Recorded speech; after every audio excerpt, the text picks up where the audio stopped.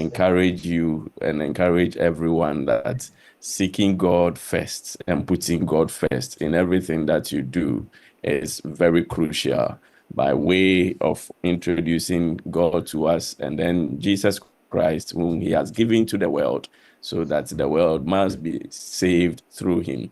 Because the simple and the most popular verse of scripture that we have is John 3:16, which says that for God so loved the world as he gave his only begotten son, that whosoever believe in him should not perish but have everlasting life. It's good that we pursue a higher education. It's good that we pursue everything that we want to pursue. And it's good to be successful on this earth and then be successful in all our endeavors and everything. But at the end of it all of them also are temporal and they remain here on earth. But Jesus Christ, seeking him, following him, and running after him, and being with him, and making him the Lord of your life, transcend the earthly realms and then go into the world yet to come. So we want to also commend Jesus Christ to each and every one of us. And then the last one that I also want to add is that in James, it says that show me your faith by your works. Show me your faith by your works. So even as we are coming to this webinar and we are also listening to this program that has been addressed or arranged for us, one of the things I want you to also take note is that after everything, make sure that you take appropriate steps to realize your dream and your vision and whatever you are hearing here. Because if you just listen and don't put it into practice, you will not achieve anything. It will just be an exercise in futility.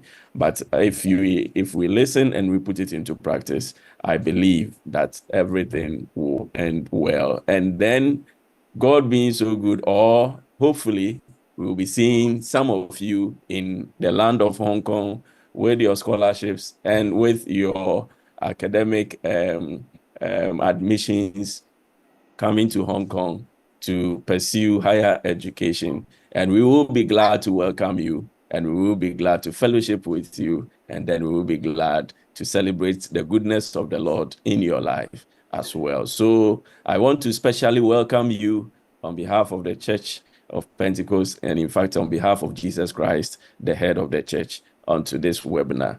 Please enjoy yourself, listen attentively, and then when it's time to ask questions, chances are the question in your head is in somebody's head. So God richly bless you. This is a church, and one may ask, as for church, it's all about soul winning. It is true that our core mandate is soul winning. But the good book that we read each and every day of our lives also tell us that when you see that a brother is cold or a brother is going hungry, and you tell the brother that be warm, be filled, and you do not provide what the person needs, what good have you done to the person? Having moved by this scripture, and also every now and then the calls that we receive from colleagues around the globe about prospects of higher education and possible scholarship opportunities that can be explored on the land of Hong Kong, as a church, we felt the need that in addition to spreading the gospel, which is our core mandate, it is also essential that we respond to the need of our fellows who call us from our home countries and from every place that we've met them from. So we realized the need to put together this program so that what you've been yearning for, what you want to know, as far as Hong Kong is concerned, as far as what education programs that are available and what scholarship opportunities that you can explore, we felt the need that why don't we come together, put this on so that as many as can join us together, we explore the direction, the compass, and exhaust what Hong Kong also has to offer for the world. Because we get to know that a lot of people even don't know what the land of Hong Kong is and what education facilities, educational programs that it has to offer the global community. So we've organized this program, and we are happy you are here. And we believe that by the end, your dream, your mission, and the reason why you clicked to register for this webinar will be fulfilled. I wish you the very best, and I hope that our wonderful presenters who are well-versed and have gone through the Hong Kong terrain, both in the area of education and work, will walk us through the nitty-gritties of whatever we need to know about the land of Hong Kong.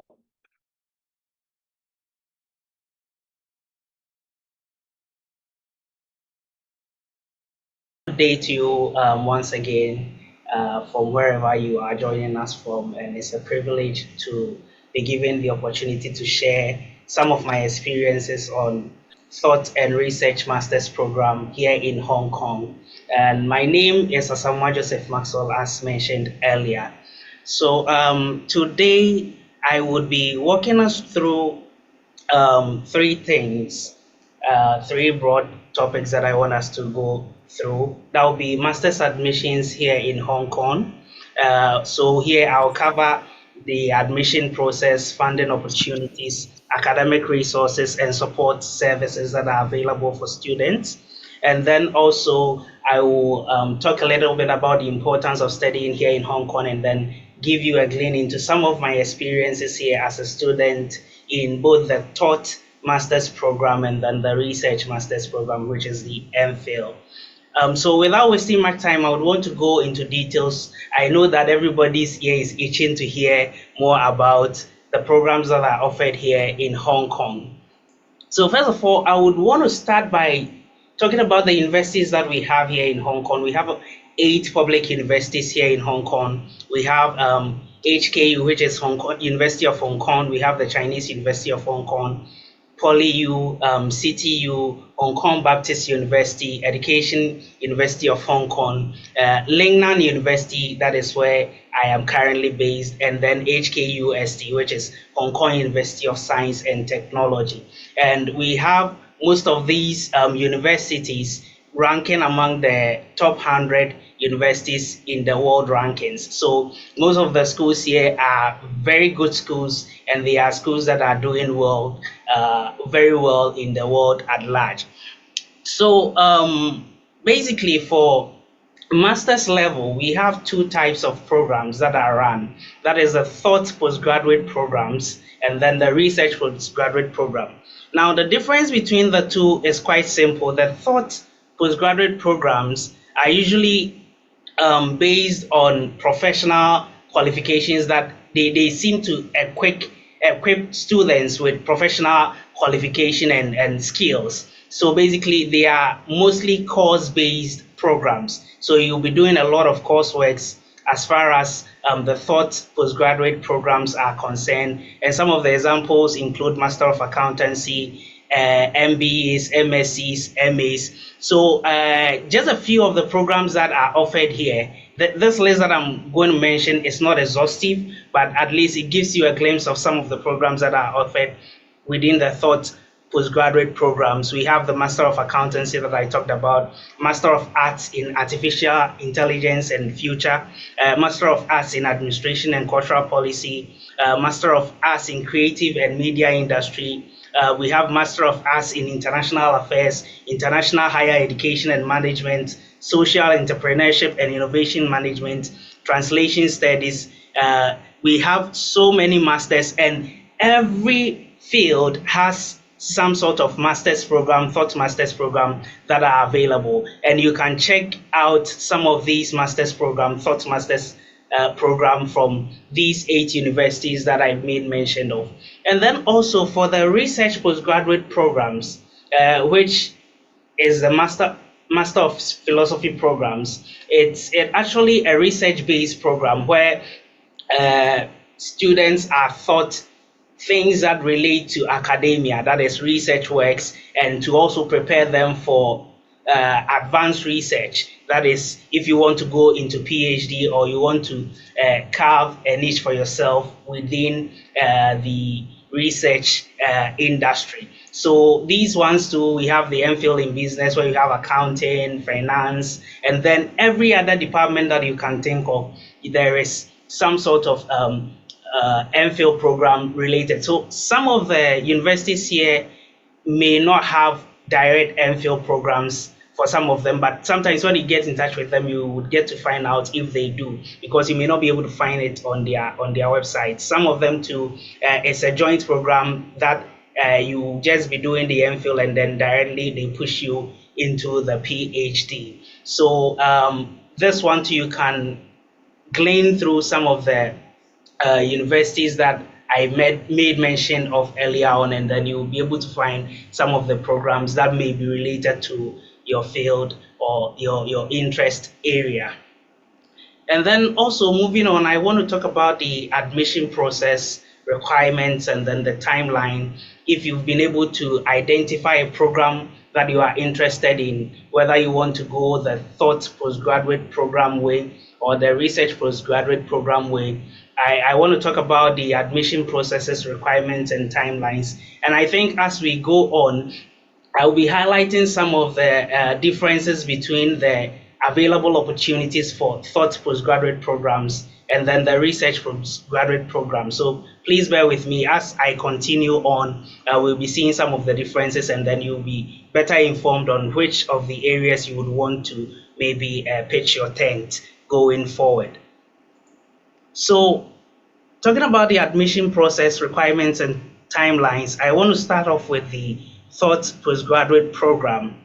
And for the thought postgraduate programs, for the admission requirements, basically you would need a bachelor's degree. Sometimes if you have work experience, it also counts in there as well. Pardon me. So these are some of the things that they usually require: your bachelor's degree within the field that you want to go into, or the related fields within the field that you want to join. So for example, if you want to do a Master of Accountancy, even if you have a finance bachelor's degree or BCom or anything that is related to accounting or economics, you would stand the chance of being able to get admitted into the program. And then also they have a look at your work experiences if you have some of them. And then the application process for all the universities here in Hong Kong for the thought program is online application. So basically you first of all start with the online application where you would create an account for yourself, and then you select the program, and then you input in your BIOS, and then also attach all the certificates that you have in there, and then you submit that application online. And afterwards, after they've sorted through the online application to most of the programs that I know of would conduct an interview where they will call out the participants that they've shortlisted or applicants that they've shortlisted, and then interview them, and then also get to know a bit more about them. And then from there too, you begin to receive the responses from these universities,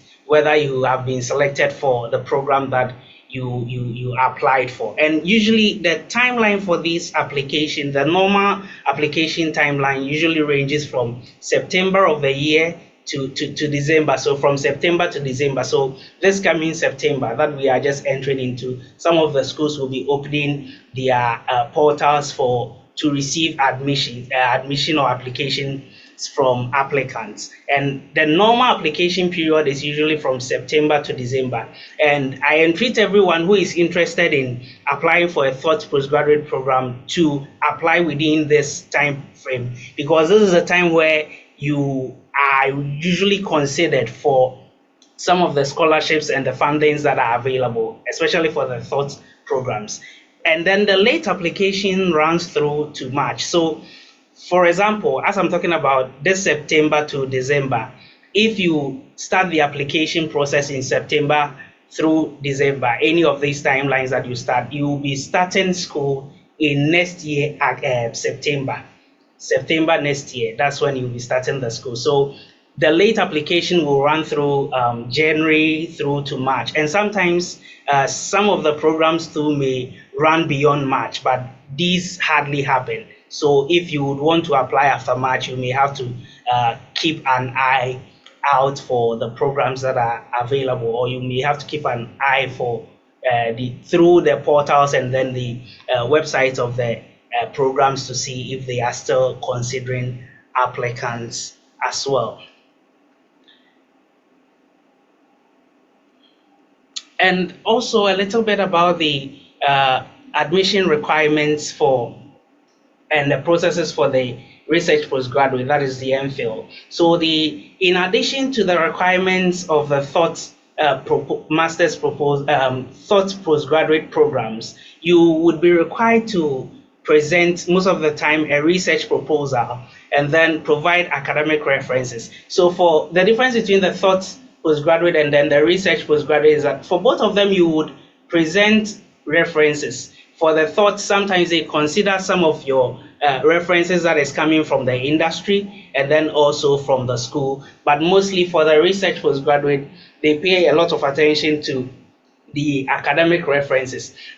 And then also when you are applying for the research postgraduate programs, that is the MPhil, some of the programs require that you have at least some basic knowledge in statistical and programming softwares. For example, if you are coming into business or if you're going to do something relating to accounting, finance, economics, at least you should know how to use tools like Stata at the basic level, SAS, Python, and then the rest. These are all additional skills that would help boost your application or help jolt you up there over the people who have actually also applied for these schools and these programs. So you can from now start acquiring some of these skills if you don't have them. And then also if you have some sort, it is not really compulsory to have a paper that you have already written, but if you have some sort of publication, it is also an add-on for you when you are going through the research postgraduate process. And also if, for example, you've worked as an RA or as a TA, it's also a bonus for you when you are applying for the research postgraduate programs. And also the application, just like the thought postgraduate program, is online, and then you would also submit that application online, just as I've mentioned, and then you also have an interview, and then you would hear from them from that time onwards after the interview to somewhere within April, May, June, thereabouts. You can hear from them whether you've gotten the admission. And the normal application timeline is usually from September to December for these programs as well.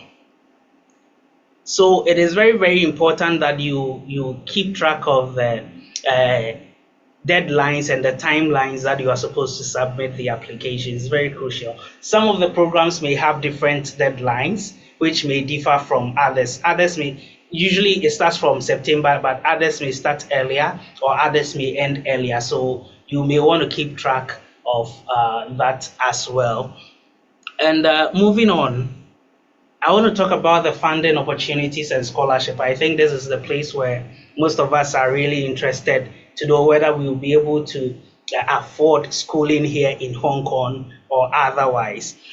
So I want to start with the thoughts postgraduate ones, just as I started with back then. So funding is very crucial for postgraduate studies, as I mentioned earlier on. For thoughts postgraduate programs, universities usually offer entrance scholarships and then merit-based scholarships. And then you see some of the scholarships also coming in from the universities, like the Dean Scholarship. And then also some of these scholarships comes from external sources. There are some programs here in Hong Kong. For example, before I go into some of the available scholarships and then the funds that are available, there are some programs here in Hong Kong which is under the Targeted Thought Postgraduate Programs Fellowship Scheme. So for these programs, they have a lot of funding that are available for the Thought Postgraduate programs. These are programs that the government wants to promote. So if you find interest in any of these programs offered by these universities, there are higher chances that you will be able to get a very good scholarship for your thoughts postgraduate program. So with the scholarship and the funding, the funding usually is like this. We have the full scholarship where it covers both you tuition, and then also you get stipend, monthly stipend. And then we have the tuition waivers, and then we have the partial scholarship. And for the thought postgraduate programs, most of them are conditional. The scholarship that you get is conditional upon meeting a CGPA of somewhere around 3.3 within the first semester. If you're able to meet it, then you can keep the scholarship that has been given to you. But if you're unable to meet it, then you may have to pay the fees that you owe them and things like that. So for the thought postgraduate programs, for example, in Hong Kong Baptist University, they have one scholarship that they call the International Postgraduate Scholarship.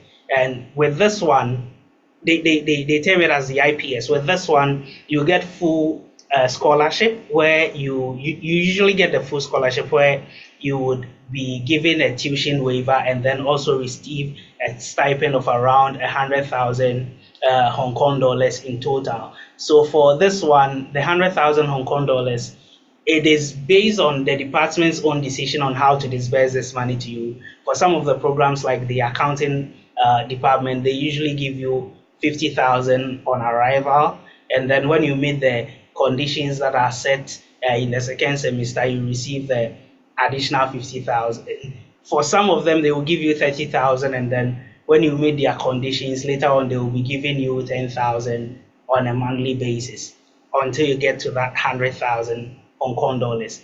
Also, some of the programs also in Lingnan and some of the universities also offer similar scholarships like that. I see that there are questions coming in. Please, I think we'll be having time for the Q&A, so please bear with me. And as I see some of them, if I'm able to address them whilst I'm talking about these things, I'll also try and then do that as well. So back to what I was talking about. These programs provide these fundings for most of the programs that are offered, or these departments and university offer these scholarships. So they have the entrance scholarship that I have just spoken about, and then merit-based scholarships. And then even in between the studies, sometimes there are some scholarships and awards that are available. For example, in Lingnan, for some of the programs that they offer, if you are able to do very well within the first semester, there are some cash prizes that you can receive on top of whatever scholarship that you have already received, and then you can get some additional funding from these places to help you with your studies. Also, the tuition waiver also comes in to cover your entire tuition, and with that one, you would have to fend for your own self when it comes to your accommodation and then feeding expenses. So you may also want to look into some of the programs that are available and the offers that they have in terms of the scholarship and fundings opportunities. From it differs from department to department and then program to program. And then also they have the partial scholarship, where you would receive part scholarship or part tuition waiver. So part of your tuition will be waived off, and then the remaining part you may have to pay for by your own self. So for the research postgraduate funding opportunities and scholarship, usually for the research postgraduate, what I have come to see is that most of them are completely funded.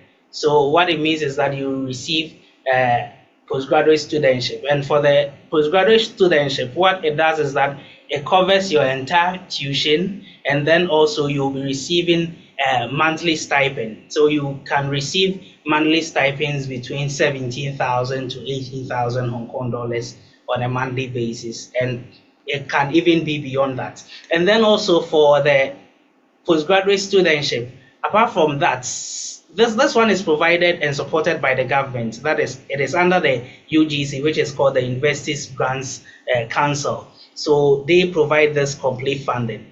And for some of the programs too, the department are very benevolent. So if you do not even get the postgraduate studentship scholarship that they have to offer, some of the department can also, from their own coffers, take care of you.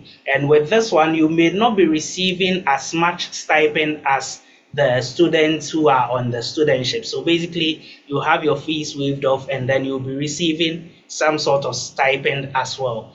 And then also for both the thought postgraduate and then the research postgraduate programs, there are also opportunities for TAs and then GAs, that is teaching assistantship and then graduate assistantship. So for some of the programs you can apply for TA to be a TA or a graduate assistant. And with this one, you'll be helping your department out.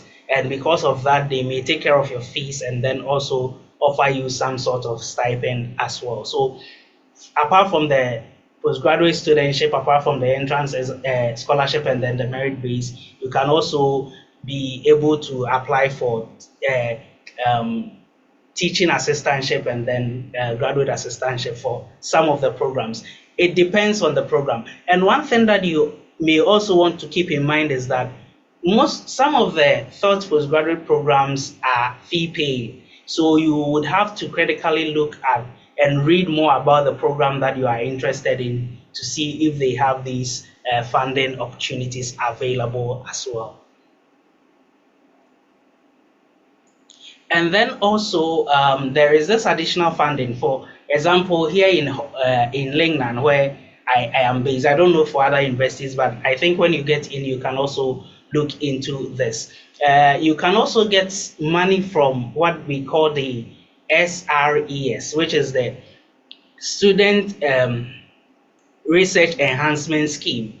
So with this one, you will be assigned to a professor who would mentor you based on the project that they are doing, and then you'll be helping the professor out. They apply for it every semester. So every semester you can apply for it, and once you get it, you can also at the end of that SRES program, that is within that semester, also get about 8,000 to about 8,000 Hong Kong dollars on top of whatever you are receiving as well. And then they also have the student-led research program also here at Lingnan. I think maybe other universities may have similar ones. I am not so sure of that, but here at Lingnan, you can also apply for that one, where if you have a project in mind that you want to do, you can put together some of the students and then also bring some of the students together and then also apply for this student-led research program. When you apply for it and there is any sort of funding that is needed for whatever research work you guys want to conduct, they can also give you the money for that as well. They are very benevolent when it comes to research-based stuff, so you may also want to keep that in mind. And then also the SRES also would also provide you an opportunity. For example, if you are doing a thought postgraduate, they will give you experience in research that you can also leverage on if you want to in the future do research postgraduate program.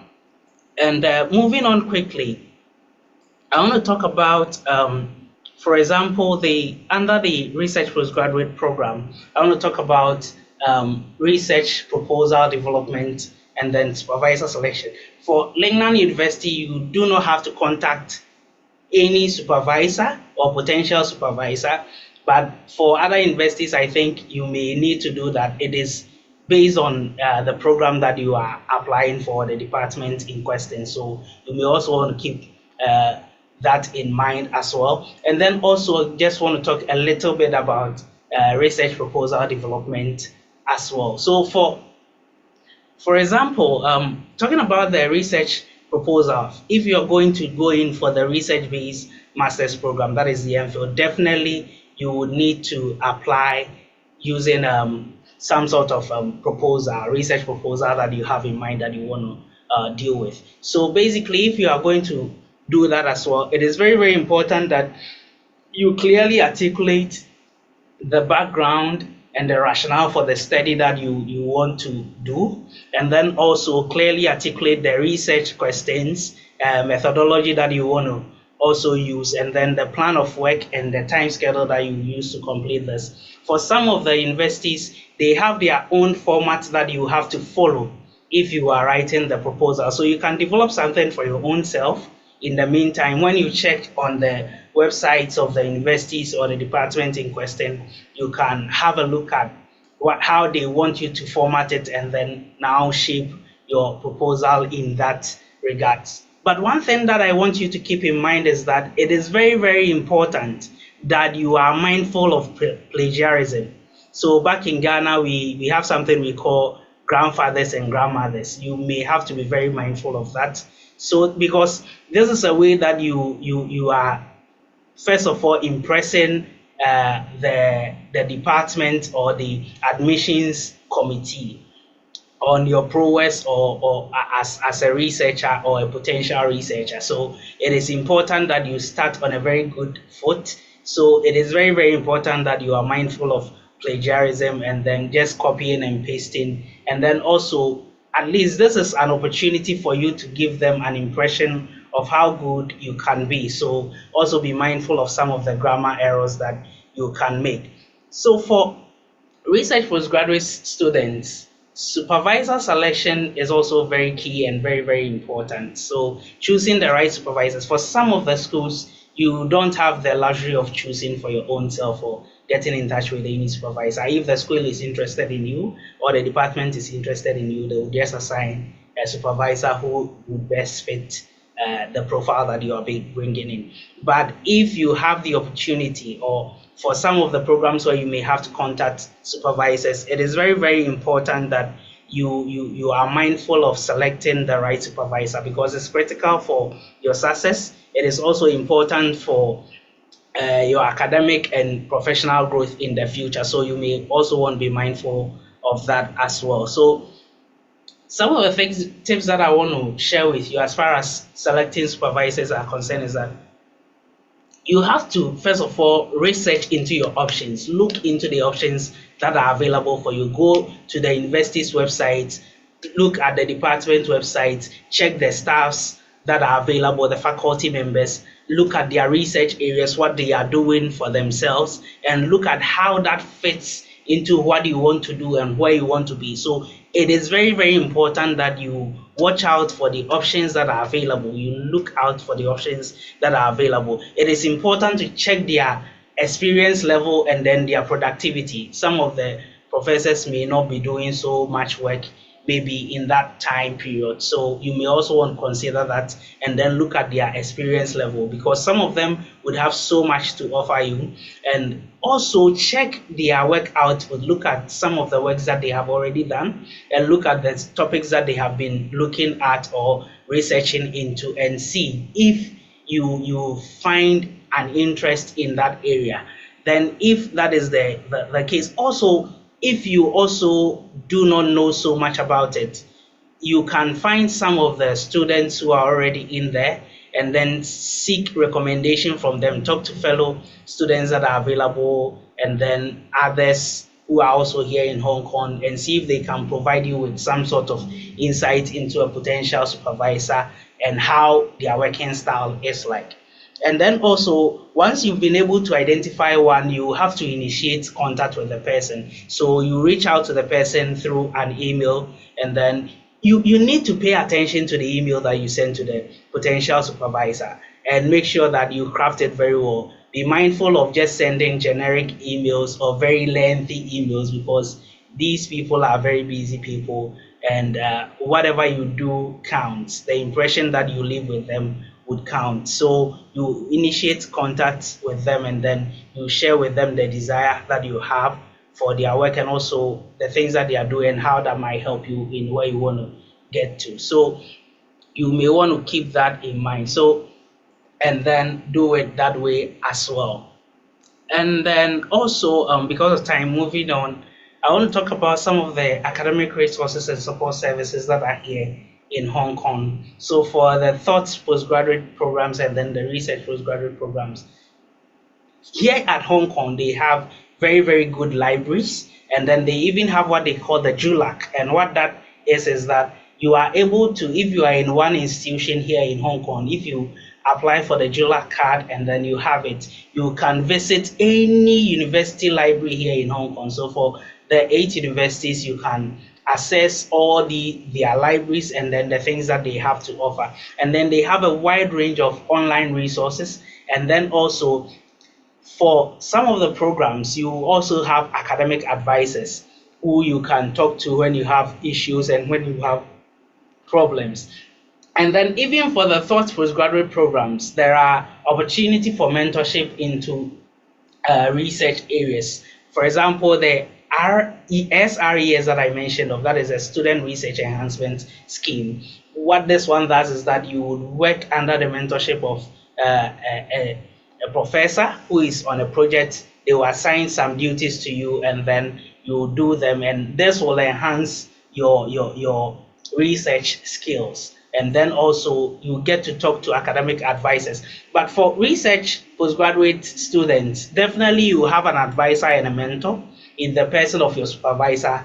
And then also the faculty is very, very welcoming. Here in Hong Kong, one of the things that I've realized is that the people within the faculties are very good, and they have an open door system where you can reach out to any of them, and when you have things that or questions that you want answers to, you can reach out to them and then talk to them, and they will be able to also help you out. And also for research postgraduate students, you also have peer support where you have seniors, because for the MPhil or the research program, usually you will have a workstation or an office that will be dedicated to you, or if it is a hot seating arrangement that they will have a huge office where you can go and then do your research over there.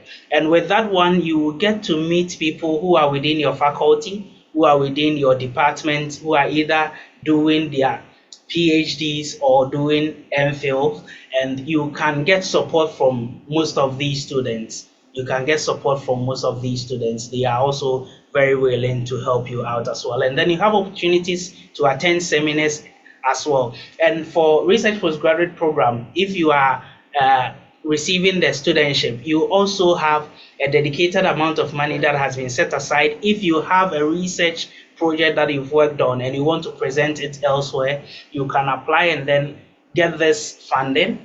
And if you are going for this seminar where you'll be presenting outside even the country, you can access this money to go for those programs as well. So it is very good that the resources that are available are huge.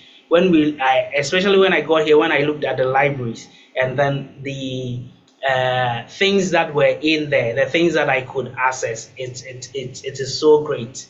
It is so great for economics and accounting and finance students. You have access to Bloomberg, you have access to Words, and so many online resources that will make your journey very, very easy for you as well. And then also just a little bit on my personal experiences and insights on how you should do some of the things that you do, especially going into your application and then possibly ending it. I want to just draw the curtains quickly here as well. So one of the things that I have learned throughout this journey of mine is that it is very, very important to select the right program, because here the work intensity is very high.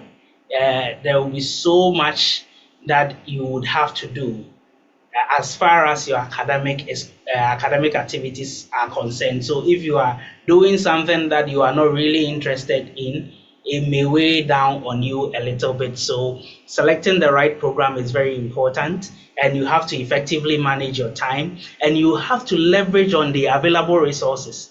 The resources that are available, just make good use of it. The professors that are available, every resource that is available, every opportunity that is available, you make very good use of it. And my advice for prospective students is that please stop the do it for me attitude. Some of the prospective students or those who want to apply, when they reach out to some of us who are here or elsewhere, what they want is that, can you do the application for me? All that they would give to you, they want to give to you is their name and then maybe their certificate, and they want you to do everything for them. That attitude will not help you, because during the interview, the person will not be able to do the interview for you, even if the person has the time to help you with the application. So you may want to stop that attitude as well. And then one thing that you ought to note is that ask questions. So the answer is always no if you don't ask any question. But when you ask, you get to realize that there are a lot of available resources that might be at your disposal, even through the application process. If you don't understand anything, if they are giving you a certain offer and you prefer a better offer than that, just ask. If they tell you no, that is okay. But if you don't ask, the answer is already no. You never know, you can get more out of what you are seeking for. So ask as many questions as you can from the available resources that they will provide to you, whether the emails that they provide for the admission process or some of the peers who are here, some of the seniors who are here. You can ask them questions and then they'll be willing to also help you out. And then seek mentorship and then make the most of the opportunities that are available for you. Because of time, I want to draw the curtains here. Hong Kong, one thing that I want to say as I draw the curtains here is that Hong Kong is a very, very good place for you to study. There are a lot of opportunities here, and Hong Kong can open a lot of gates for you. There are people here who have graduated from the THOTS postgraduate programs who are doing auditing, HR, and so many things that you can think of. And they are doing very well. Some have also moved outside the country to countries like Canada and the rest, and then also to US for further studies, among other things. So Hong Kong is a gateway that can link you to the rest of the world. It is easy to get access to the rest of the world here than maybe it would be, for example, to get access to the world from Ghana or wherever you may be coming from. I stand to be corrected. Some places might also offer equal opportunities as we have here. So make every effort if you can to apply for it, and then it will be very helpful. And also for the research students, most of them have been able to get into their PhD programs. For example, this September, I myself will be starting my PhD as well. And then also there are opportunities for you to also apply for research assistance positions in some of the universities and then some of the departments that are available. So Hong Kong is a really good place, and if you are really interested in propelling and moving forward, they do not spare anything as far as resources are concerned when it comes to the quality of education that they will give you and then making available opportunities for you. Thank you very much. Yeah, thank you so much. Thank you so much, Mr. Samoa, for such an insightful presentation.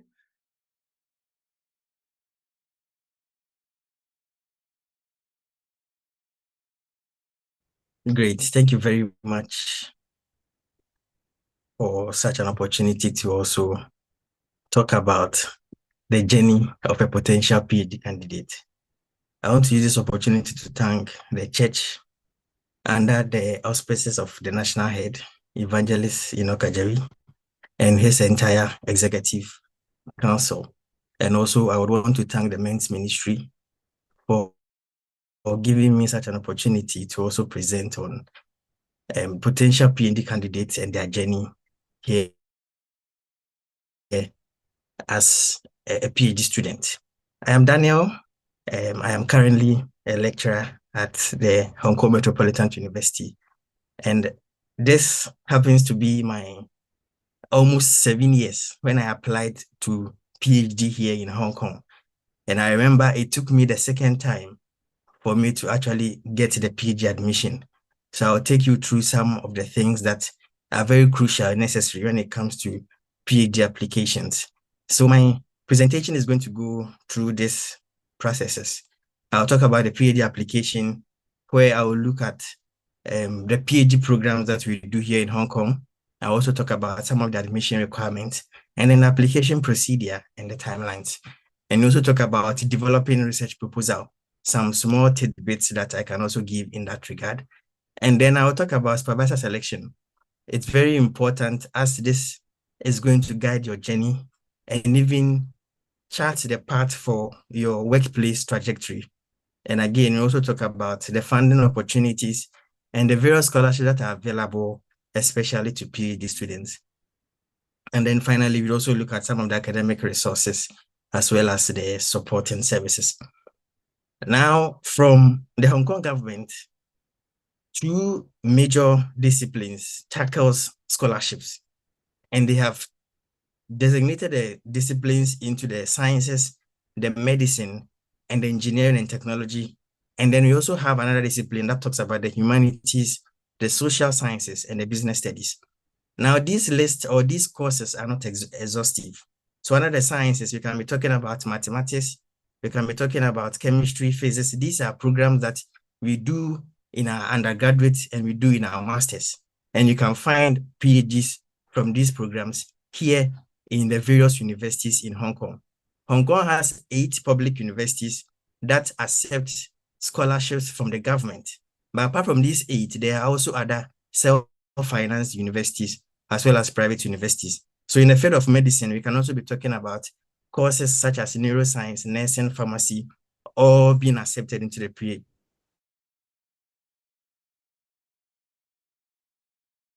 program. But just as technology, where I find myself, you can see courses like architecture, civil engineering, building technology comes in. We have all the engineering courses also as part of PhD programs, where you can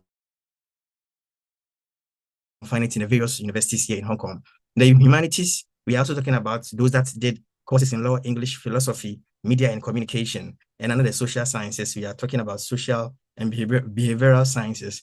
We can also talk about sociology and also look at social work. And then under business, we are talking about accountancy, economics, finance, marketing, and information systems. Just as I mentioned, these courses, because I can't project everything, I had to give an example so that you know that wherever you find yourself, you fit into the scope to apply for a PhD here in Hong Kong. Now, I want us to look at admission requirements. I think my brother Joseph did marvelously well when he tagged on some of these. I'll just talk about the Doctor of Philosophy, the 3-year full-time, and also the Doctor of Philosophy 4-year full-time. You realize that if you have a Master of Philosophy, that's MPhil, or if you also have a research postgraduate degree with a dissertation, so you can have an MSc but with a dissertation, and then in addition to that, you also have a bachelor's degree from a recognized university, then you can apply for the PhD here in Hong Kong. And again, for the 4-year PhD program, if you have a master's degree and a bachelor's degree, you can also apply and you'll be given 4 years instead of the normal 3. But then someone from also an undergraduate with a bachelor's degree and preferably with a first-class honors can also apply straight from undergraduate and will be admitted into the PhD space. Now I want to talk about the application procedure and then the timeline details.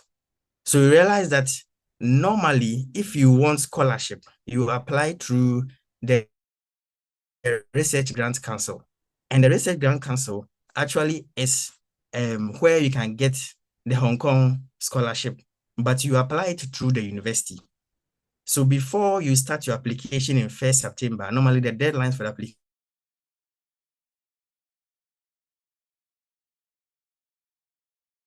So the first step is for you to make an initial application to the Research Grants Council's website.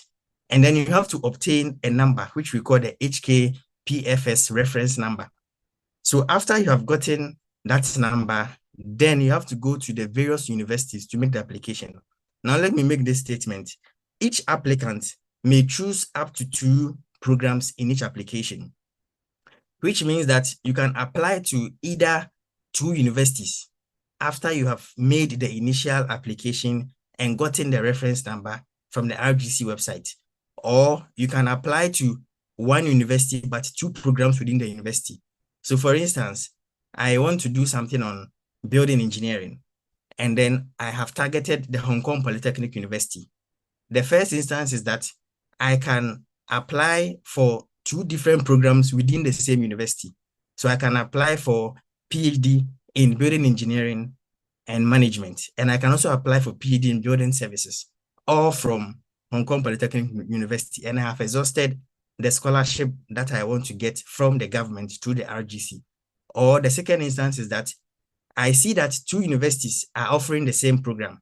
So Hong Kong Polytechnic University is offering the PhD program in construction engineering and management, and then I go and find the University of Hong Kong, also doing something on construction and real estate. So I can apply for the two different universities based on the same program I want to do, using the same reference number that is being stated there. So you get the initial application done by consulting the RGC website and obtaining the reference number. Then you move on to the step 2. This is where, after you have obtained the reference number, you move on to the school you want to apply for your PhD in. So the example that I gave, so I'll go to the Hong Kong Polytechnic University's website, go to their PhD page and try to apply. When I'm applying and I want to be funded, I have to provide the HKPFS reference number. That is why that is the first step. You get to the number and you use that to the school's application website and you state the number there. Then automatically you'll be considered for the scholarship. And then from the September to December, once the application deadline elapses, and normally it's the deadline happens to be the 1st of December 2024, and it's supposed to be at 11:59 Hong Kong time. So you pay attention to the deadlines and you stick to that. Then you move on to the next step. If you are shortlisted, you'll be called for an interview where you'll be asked certain questions based on your proposal and your experiences, as well as your qualification. And if you are deemed worthy to begin the PhD program, then from March to April 2025, you receive a notification from the Hong Kong PFS that your results have been successful. And for that matter, in August, we are expecting to see you here in Hong Kong. All right, so I mentioned that during the second step, you go to the specific university to apply for the PhD. When you go there, you'll be asked to prepare certain documents that you need to scan and submit. Sometimes we leave this to chance, and by the time we realize we are rushing, we are going to our schools, we are asking for certificates, and they are not being able to provide these things to us on time. That is why it is important, and I highlighted it here, that once you want to be considered for an application as a PhD candidate, you need to upload certain scanned documents. So now that the time hasn't opened yet for the application to commence, you can prepare these documents ahead of time so that it will save you a whole lot of troubles. So the first one is you getting your copies of your certificates of academic qualifications. So if you have your master's certificate, you put it down. If you have your undergraduate or bachelor certificate, you also make sure you have copies scanned and saved on your PCs. Then official transcript is also a must, and it should show the grading schemes from your tertiary level institutions. And I saw a question that asks, if I have GMAT, can I also be admitted? Yes, so if your university where you studied happens to use English as the language of teaching, then you can apply for what we call English Language Proficiency Certificate. And that can also exempt you from presenting the TOEFL or the GMAT. And sometimes you need confidential recommendations. Most of the universities will ask you to provide 3 references with their names, their portfolios, as well as their email addresses. And the school will contact them for them to submit their confidential recommendation. So you have 3 people in mind. Notably, 1 or 2 of them should be from academia. And then you should also have a photocopy of your identity document. You need your passport to travel. If you are not ready, you don't have your passport, then now is the time for you to also prepare for that. And for PhD, you will need a proposal. And that proposal needs to be a winning proposal. Your topic needs to be trending. So I'll talk in our next slide on some of the tips to write an excellent research proposal. And then finally, the other material that they will require you to submit, especially with regards to certain specific programs. Now let's talk about the research proposal development. I realized that for you to craft an excellent research proposal, it is really paramount when applying for a PhD in Hong Kong, because this research proposal is going to showcase, first and foremost, your research aptitude, your analytical skills, as well as your potential to also contribute to that chosen field. And so the first point I put here is that make sure that your research proposal actually aligns with the Hong Kong's research landscape. Now, what do I mean by that? First of all, try and identify key research areas. Try and familiarize yourself with Hong Kong's research priorities. and the funding landscape. What do I mean by that? Try and explore the research areas that are emphasized by universities. So when you go to a university's website and you check the staff that are there, you realize that they all have specific areas of research that they are doing. If you want to be a winning candidate, you try as much as possible to identify these key research areas that are being emphasized by universities. Again, the government also publishes what we call the Chief Executive's Policy Statement every year. What happens is that they state the kind of projects that they are going to attach a lot of funding to. That means those projects actually has their interest at heart. So if you can also identify some of these projects, you can also be able to write proposals that are aligned to the Hong Kong landscape. And then you can also talk about funding bodies and what they require you to do. And then I also specified here that you should highlight the local relevance, in the sense that if it is possible, try as much as possible to connect your research topic to Hong Kong specific case. Most of the times you write our proposals and we forget that we are writing it for funding in Hong Kong. And all our significance and everything happens to be our home country. So we should try as much as possible to at least let Hong Kong also feel that one day, once they also employ you as a PhD candidate, they can also benefit from you since your research is relevant to the local space. And then I also specified here that you should structure your proposal effectively. You should be able to write concisely and clearly.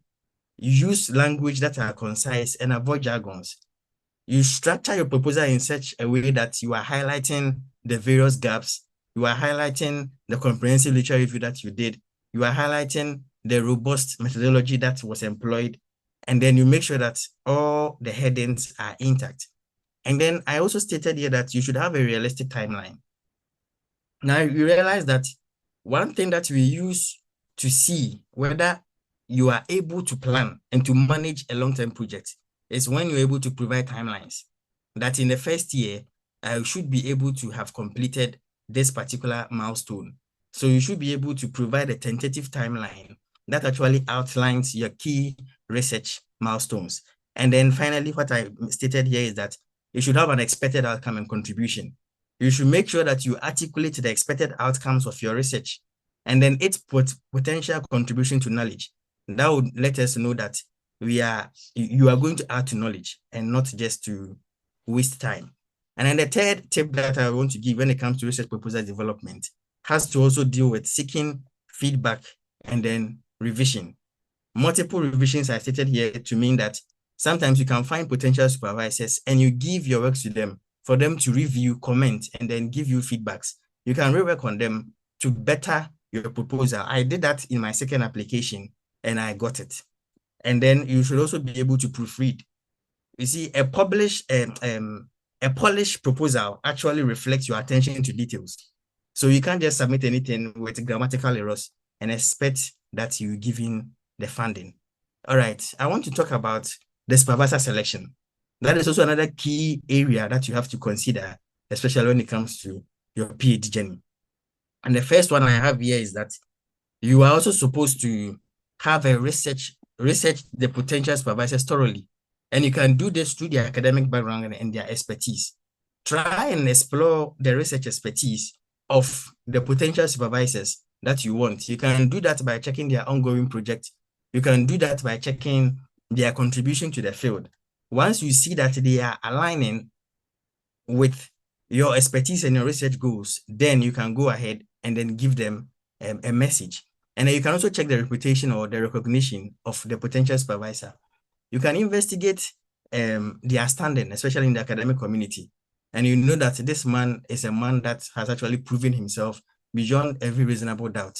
Come to talk of the grants that the person has received, some awards that the person has won, and even some roles in prestigious journals. All these things will talk about the reputation of the potential supervisor. And then the next one will be the research group and then the collaboration. Sometimes when you look at the size and the diversity of a research group, it can tell you that you can fit very well, and then your research can be well appreciated.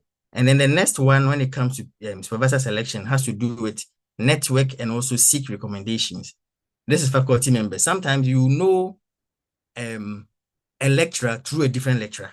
So you can ask the various lecturers who are within the field of interest to find out if the relationship with your potential supervisor is valid, and then how he also works with his various students. And then you can also ask the current and the former students of those potential supervisors. Here in Hong Kong, we have a wide array of students in various disciplines. You can ask them to see whether your supervisor, his or her supervisor, has that working relationship, and then we'll be able to entertain him. And then there are online platforms. Nowadays, we have LinkedIn, we have ResearchGate, we have the university's website. You can visit there and identify a potential supervisor once you explore their profiles, and then you establish connection.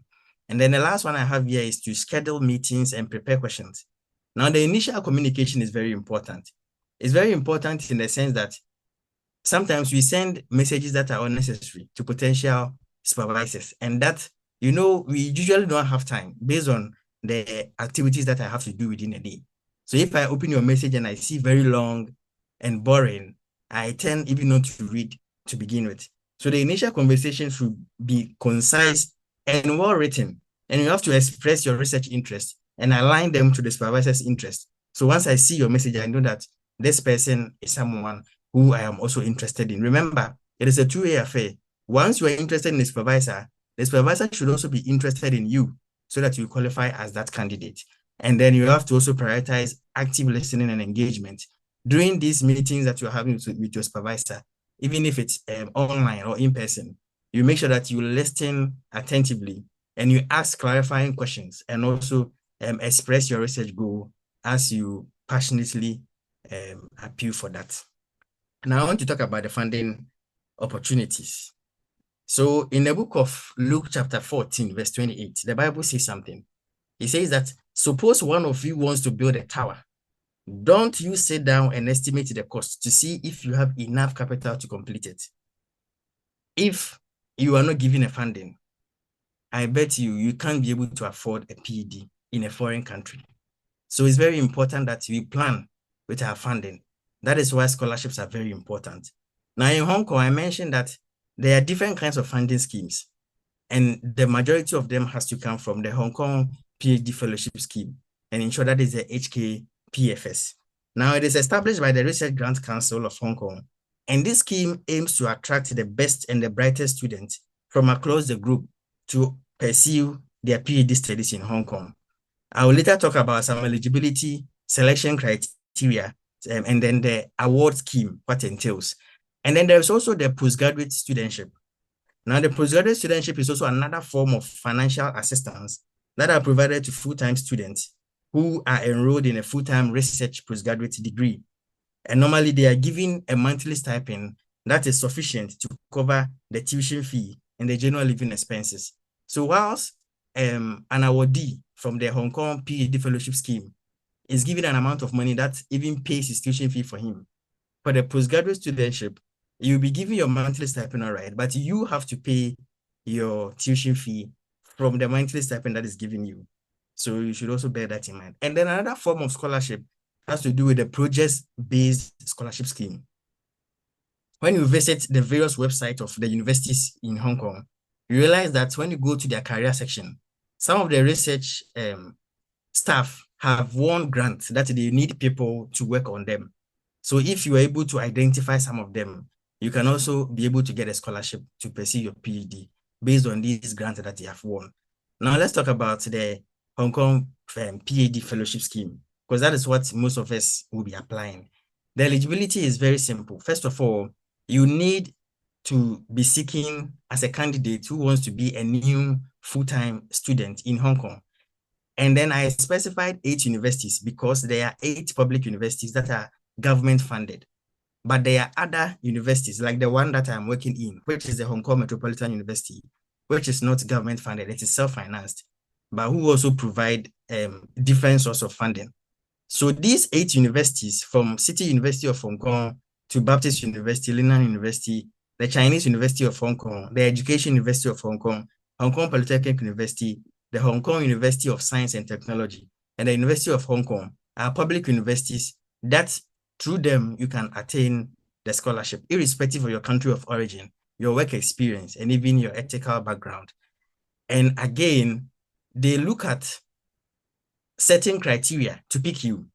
So there is a selection panel who takes into account your academic performance. So one may say, if I have a third class, then do I qualify to be there? So each and every year, the selection panel actually comes with how they grade the performances. But just as I mentioned earlier on, one of the requirements is that probably from your undergraduate, you should have attained a first class or a second class upper. That is the least that you can get. And then they also check your research ability and potential. So some of them will be looking at you having a publication already, even if it's a conference proceedings or a journal paper. And no matter where your name is found on, they have to see whether you are able to do research on your own. Sometimes you can even use your master's thesis to prove that you have a little bit experience when it comes to research ability. And then they also check your communication and interpersonal skills, because you have to communicate the outcome of your research to a wider audience. And so they need to also see that. And finally, sometimes they also want to see your leadership abilities. Now, once you are shortlisted, and then your name is sent to this panelist, it comes in two different forms. One panelist is looking at the sciences, medicine, and engineering, just as I mentioned in the first slide when I was talking about the programs. And then the next panelist will look at the humanities, social sciences, and the business space. And then they will use this criteria in making sure that they select the right candidate for the PhD programs. Now, there are award schemes that comes with the fellowship program.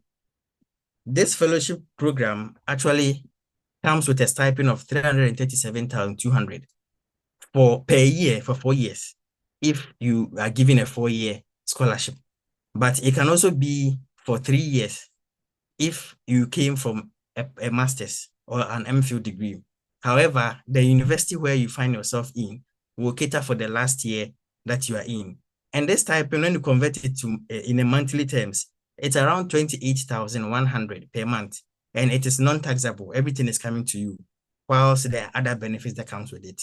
So it's a lot of money, and you really need to work for it. That is why your proposal and the supervisor selection is also very key.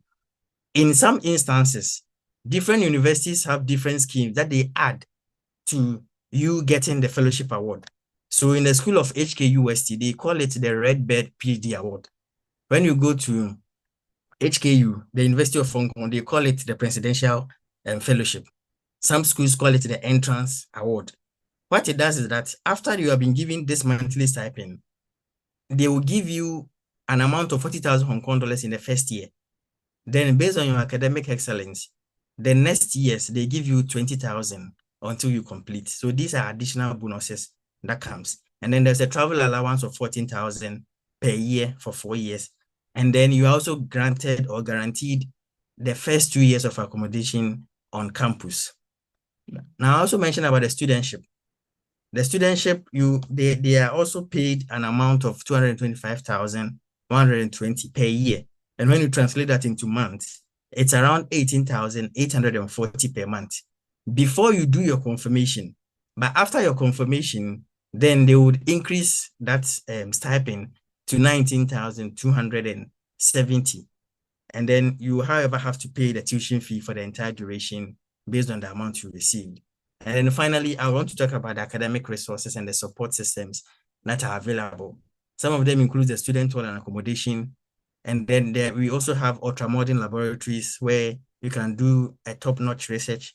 We have libraries that, just as my brother mentioned earlier on, once you apply for a JULA card, you can go to even different universities and then tap from the academic resources that are in their coffers.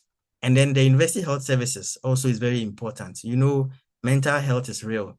And so we are preaching that PhD students should also be taken care of, especially with their health. And then we have catering services. I've seen a number of us who are still eating the foods we brought from our home countries. But if you can also enjoy the meal in Hong Kong, why not? And then there's also an academic fraternity. The department you find yourself in, you can find peers, colleagues who can help you when you find yourself in a dilemma. And then there's counseling and then the support services if you also need it. And then we have also the association, the student associations. And here I want to bring in the Association of Ghana Scholars. See, currently there's a total membership of about 71 students who are Ghanaians. And out of that, about 80% are pursuing their PhD, whilst we have about 12% doing their masters and about 8% in undergraduate. And then you realize that most of the admissions trend shows that the public universities have been receiving a lot of applications right from Ghana. And then most of the funding schemes are also showing about 20% is coming from the Hong Kong Fellowship, and then 67% is coming from the postgraduate scholarships. So we can also tap from the resources from these associations and benefit from that. And we also have religious organizations. And just as the Church of Pentecost Hong Kong organized this program, we are a body that is spirit-filled Pentecostal church. Once you join us, you realize that we have a number of students in different fields who can offer you with advice, who can offer you with resources that would help you also push your PhD journey also forward. And before I bring my presentation to an end, I want to say that if you plan to fail, you also fail to plan. Planning is very important. You have some time before we start 1st September. So you make sure that you prepare adequately and then you will submit your applications. All right, thank you very much. Thank you so much. Thank you so much.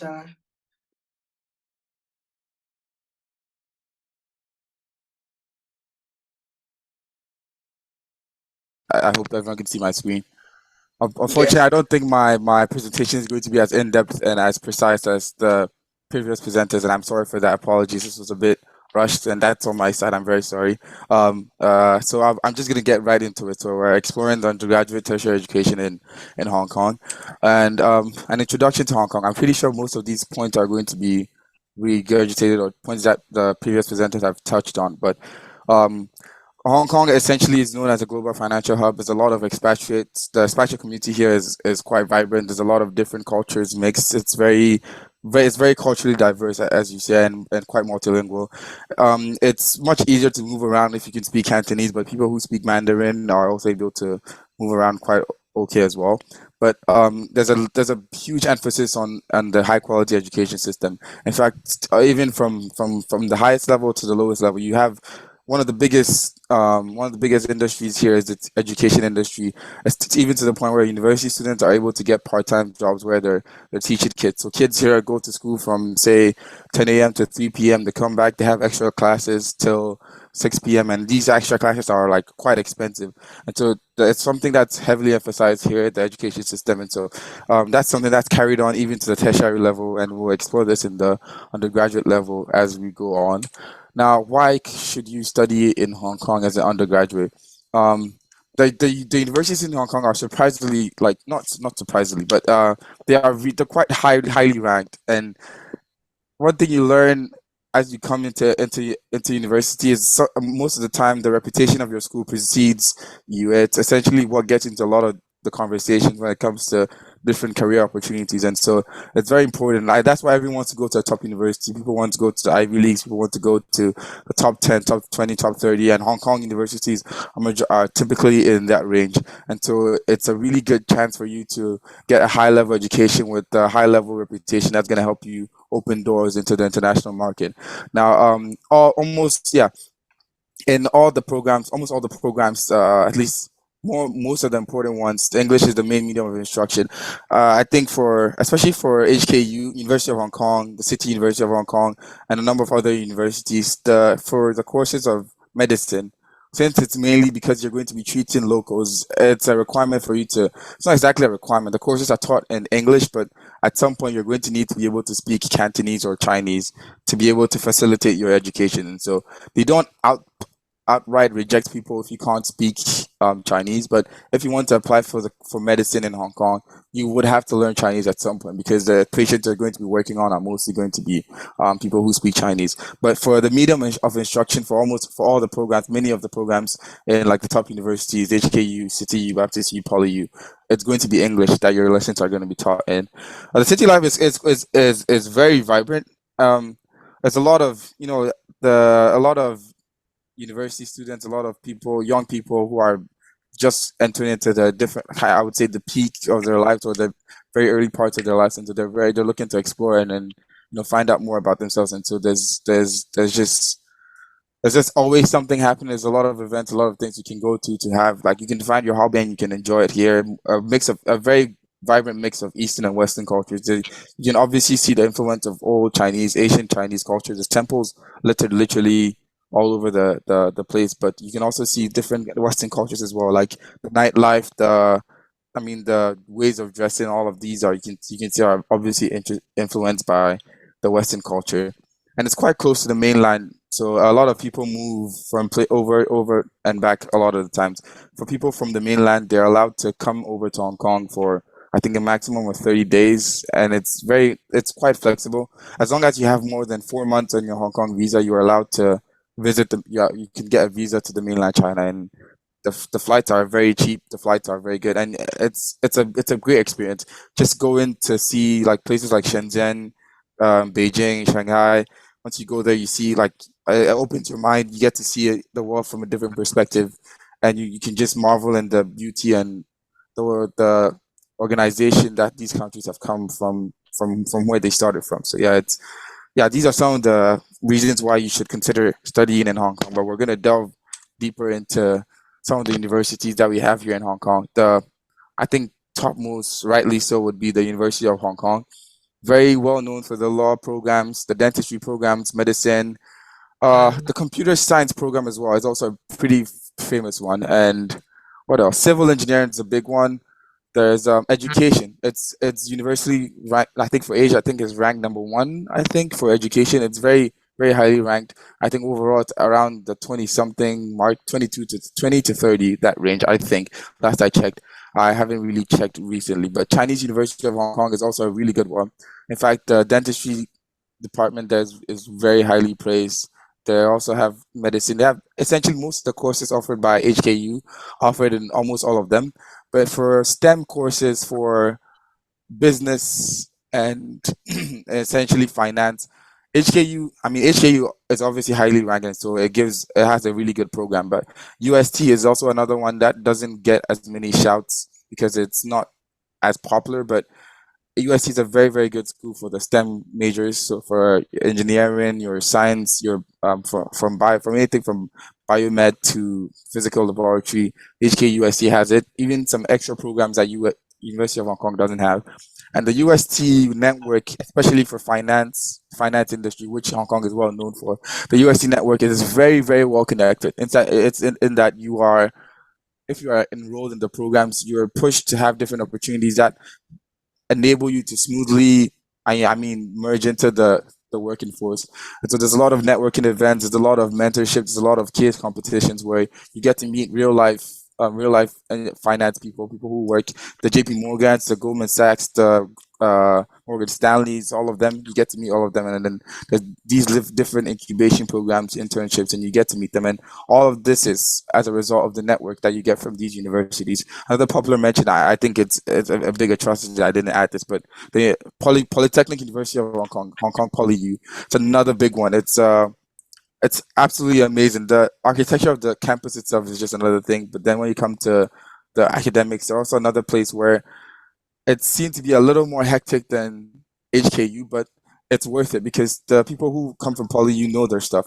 For every discipline, especially the technical ones, and that's exactly what you want from someone who's performing in a technical role for a workforce. So PolyU is another honorable mention that I haven't put in this slide, but we're gonna go to what's more important here because I think most of the people in the audience are going to be looking to come here and be admitted to these universities. So the admission requirements are general admission requirements. I think a lot of people, for those who are going to undergraduate studies, you'll be familiar with, if you apply to the US, you'll be familiar with the common app. I don't know if that's still a thing, but I think, having your high school diploma, your English proficiencies, a number of essays. The US admission process is very, very intricate and very, very complicated, but it's much more simple here. A lot of the universities have individual portals where they list all the necessary documents that you're going to need to provide to get admission. Right, so for each and every university, whichever program you're looking at, there's always a list of program requirements that you have to fulfill to apply for admission. And so as long as you go to these university websites, or you can simply Google, or even save yourself the stress and just chat GPT if you trust the accuracy of chat GPT. But if you can get that, it's very well stated. But the most basic you're going to need is your high school diploma and your English proficiency test, because they need to know that you'll be able to speak English, and they need to know that you've studied some basic knowledge. So for different courses, say you wanted to do, I study mechanical engineering. So if you wanted to do mechanical engineering, there's different requirements. So the entrance exams are they collect every different kind: SATs, IBs, A levels. For Hong Kong, the local exam is called the HKDSC. They take results from that. I think for people from Africa, it's a lot of us, those who go to the international schools, you have IBs or A levels, so that's usually okay. But if you don't go to an international school, you probably go with your local curriculum. For Ghana, it's the West African curriculum. It is recognized here, but you're put at a much bigger disadvantage to other people who are applying with standardized international exams, because it's hard for these admission boards to measure your results against the global community, right? So it's possible. I know people who have applied and got admission with only their local curriculums, but you have to add extra information, and it's a much safer bet to have an international exam result to show the admission board that show them your standing when it comes to the global community, because that's very important, and that's something they consider when they make the admissions. And so there's a very clear, I think one of the best things about Hong Kong is essentially how very well organized and how clear things are. They make you know everything. They get you send emails, you get reminders to know your application deadlines, the process overview, there's live progress tracking. And so once you create an account with the portal, for the admission application portal, you have access to all the information you're going to need. So I think one of the biggest steps is finding the application portal for whichever university you're applying to. PolyU's one is perhaps, I love the design of PolyU. HKU's one is also okay. I did not try the CityU one, but I think CityU has also a really good application portal. Once you go to the homepage of the university, go to admissions applications, and you can get the portal. You create your account, and then you're good to go. Now, the application process, online applications, different documents are going to require. There's a personal statement. Now that's, I think, on the same level of importance as the US personal statement, because another thing you have to bear in mind, as with all international or global admissions, is that you're competing with, first of all, the local students here. You're competing with the international students around the world. And so that's two different factions. For the local students, they have the backing of the government. They have the backing of the familiarity with the environment. The international students, the people you're going to be applying with, most of them are very smart. Most of them have good scores. Most of them can pay for their fees, right? So when you're writing your personal statement in all the different aspects of your application that are not strictly academic, you want to be able to show that you are a unique person, or someone who's going to contribute to the community, right? Because every university wants that. They want someone who's going to join the community and make it more diverse, more vibrant, bring something new, something refreshing, or elevate it to another level. And then most of the people who are going to be applying, most of you who are going to be applying, you're going to have that X factor. But it's typically harder to show that X factor unless you're given the chance, right? So the personal statement is where you want to show that. Like, a lot of the times when you go to the consults back in Africa, a lot of the different consults just try to get you to follow similar drafts, or a lot of the advice you see on the internet is to follow a similar format, write an abstract story to make it seem like you're this deep thinking person, you're this person who has, a philosopher or something. But essentially, when you speak to the sorry, I didn't need to say essentially, but when you speak to the admission counselors here, not just here, all over the world, you realize that a lot of them take a deep dive into your personal statement, because that's the only piece of information outside of your documents that gives them a true glimpse into who you are as a person and what your values are. And so if you waste your personal statement on something that's very abstract and very far from who you are as a person, it doesn't really give them much to go on, and you might be out competed by the people who are in the same pool with you, right? So you might lose your spot because you didn't even put enough effort, or you didn't make your personal statement as truthful enough. So make your personal statement. It's a personal statement. It's about you, a statement of who you are as a person, your values, what you hold dear, what you want to do with your life, and so that's what your personal statement should be. I think it's a big thing that you need to, a very, very big thing that's not stated enough in most of the admission advices, that you really need to focus on your personal statement. That is a very, very key part of your application. Now, to the tuition fees and scholarships, I think for postgraduates, it's very different from undergraduates. I do not have a complete breakdown of the government scheme and how the funding is allocated, but for most of, I mean, all of the universities, most of the top universities in, most of the top universities in Hong Kong, they're entrance scholarships. So when you apply for admission, they look at your results, they look at your academic performance, and then they offer you a scholarship. Right. So most of them are going to be like covering everything. So they cover your tuition, they cover accommodation, and then I think a little stipend for meals and food. It's not exactly now the scholarship you're awarded in the first year typically is the same you get for the whole of your duration. So if you're here for 4 years, you're here for 6 years, they might just keep giving you the same amount. The problem is that inflation comes in, and living costs need to be adjusted. If you're lucky, the scholarship board is going to review all these things and change the scholarship. But if not, you're going to receive the same amount. But that's something we can deal with later. Let's just get you in Hong Kong first, and we'll deal with that. But essentially, you have to find extra forms of income, and that's something I'll cover later. But living costs in Hong Kong, that's typically going to be the most expensive thing for you, because accommodation in Hong Kong is insanely expensive. I mean, for the amount of space you're going to be living in, the amount of money you're paying does not match at all. But it kind of is what is dictated by the market. It's a very expensive place to live in. So the living costs are going to be majority of the accommodation is going to be a majority of your living costs. And some of the available scholarships are the PhD fellow scholarships, but a lot of the scholarships are university specific. Oh, sorry. It's university specific. Yes. That, like I said, once you apply, they take a look at your results, they take a look at your qualifications, and they say, we want to give you this scholarship. But you can apply for financial aid.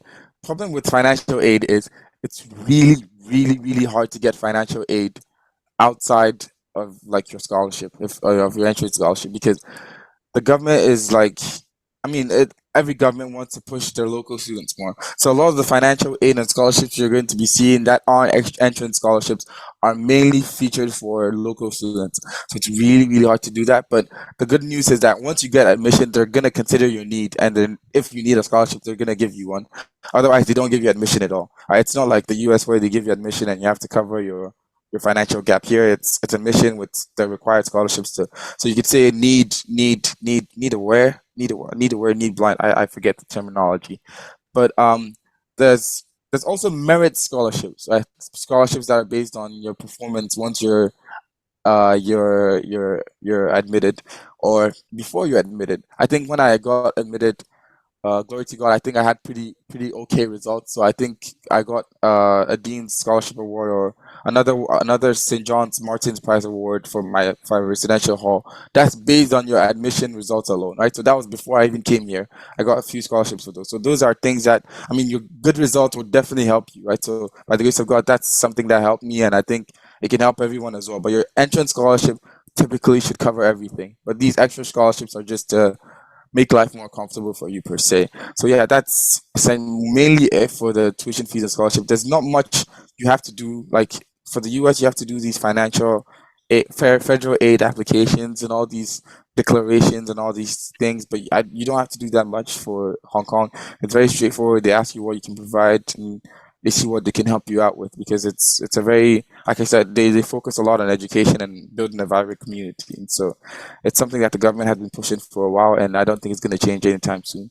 Now for student life, club societies, student support services, these are all available. There's a lot of different clubs, a lot of societies, a lot of different groups you can join. One thing you do have to be careful of, though, is there tend to be these Bible study groups on campus that seem innocent at first because it's just Bible studies, because we're all Christian, right? And not all of us, but for people who are Christian. And some of these Bible study groups turn up being very cult-like.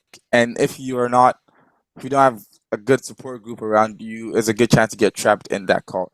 It's not as scary as I'm making it sound, but I'm just saying there's a lot of societies. You can find anything you want to do. There's from cheerleading to dance to bridge to dragon boats to rowing, everything, anything you want to do, right? But just be wary of the unregistered societies, because there's a few unregistered societies, a few groups who move around on campus that are registered with the student association, and that's a problem. If you meet any group that's not registered with the student association, be very careful, and yeah, just be wary, because it could turn very ugly. But for accommodation options, there's on campus versus off campus. HKU gives you the chance to stay on campus for a few years, I think 2-3 years, and you don't have to move out after the 3 years. But if your hall gives you readmission, then you're fine. But I think for universities like PolyU, CityU, you get to stay only for your freshman year, especially UST. I think especially, it's only your freshman year. You get to stay on campus. Afterwards, you have to move out, but you can find off-campus accommodation. Then that side becomes a little complicated because it's hard to find like places on your own, but there's a lot of platforms, there's a lot of agents. If you need help, the African community is always welcome to help. But off-campus accommodation, typically people rent with other friends because it makes the rent much cheaper. So it's very doable. People have been doing it for years. Once you get here, we'll sort that out. But on off-campus doesn't see it's not as dangerous, it's not as scary, and it's not as inconvenient as it would be in other places, because Hong Kong has a very, very good public transport system. Like you can get from one end of the place to another, one end of the island to the other in like 30 minutes, 20 minutes. If you take taxi, if you take bus, if you take the MTR, it's just very, very quick, very, very efficient. And so off campus isn't as big of a problem as it would be somewhere like for example, in Ghana, if you live in like a hostel that's very far from campus, it could take you either like 20-30 minutes of walking to get to your class, and then you arrive very sweaty, dusty, all these things. But here you don't have to fight for a bus. You just walk onto the bus because there's a lot of space. So the public transport system here is absolutely top notch. So that's not something you have to worry about if you live off campus. Now for culture and recreational activities, most of the residential halls organize things from here once from time to time. I live in St. John's College. It's a very, very demanding place, I'd say, but it's a very, very vibrant community. There's just a lot of different characters, a lot of different activities happening all the time, and you're bound to enjoy yourself. It's just have to remember to ground yourself and do what you're supposed to do. And yeah, like I mentioned before, networking opportunities and career services, there are plenty. There's different university email systems which you can sign up for that always every day send you an updated list of available careers, available jobs, available openings, anything that's happening on the campus. And so for network opportunities and career services, it's there are plenty, and once you get into the community, you're going to get access to all of them. So it's not something you should worry about. Cultural adjustment. Now, there's not a lot of people like us here. When I say like us, like Africa, there's not a lot. There's quite a few, but it's not. We're largely outnumbered. And a place like Hong Kong, which is very dense in terms of people per square feet, like it's a lot of people for a small space. You will hardly find a place that's completely deserted. But a lot of people you're gonna meet are not, Asian, white, expatriates. But there's not a lot of black people. But it's fine because they're pretty accepted. I think generally the Hong Kong population is very accepting of foreigners, very nice.